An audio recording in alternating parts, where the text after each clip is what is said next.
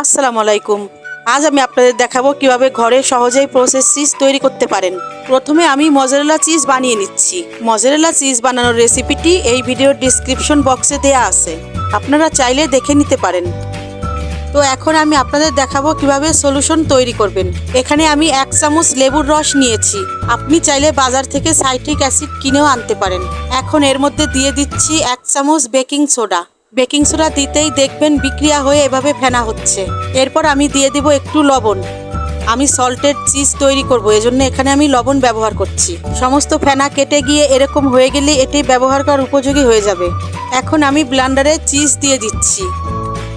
তারপর দিয়ে দিচ্ছি মাখন। মাখন বানানোর রেসিপিটিও এই ভিডিওর ডিসক্রিপশন বক্সে দেওয়া আছে, আপনারা চাইলে দেখে নিতে পারেন। দিচ্ছি অল্প পরিমাণ দুধ। এখন দিয়ে দিচ্ছি আগে থেকে তৈরি করে রাখা ওই সলিউশনটি। এবার ভালো করে ব্লেন্ড করে নেব।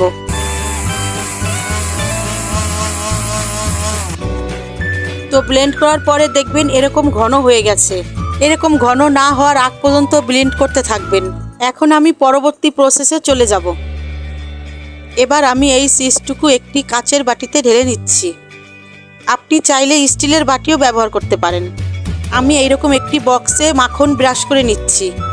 এই বক্সে আমি চিজ ঢালবো। নিচে মাখন লাগানো পলিথিনও দিয়ে দিচ্ছি, যাতে উঠানো সহজ হয়। এবার আমি এটিকে এক সাইডে রেখে দেব। এখন এই চিজকে স্টিম করার জন্য আমি রাইস কুকার ব্যবহার করছি। আপনি চাইলে প্যানে গরম পানি করেও ব্যবহার করতে পারেন। এখন আমি এই বাটিটি রাইস কুকারের ছাঁকনির উপর বসিয়ে দিচ্ছি।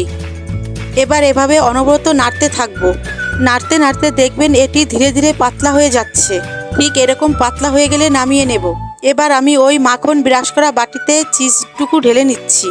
ঢালা হয়ে গেলে এভাবে উপরে আমি আরেকটু পলিথিন দিয়ে এভাবে চেপে চেপে দিয়ে দেব। এরপর ঢাকনা আটকিয়ে 2 ঘন্টার জন্য ফ্রিজে রেখে দেব।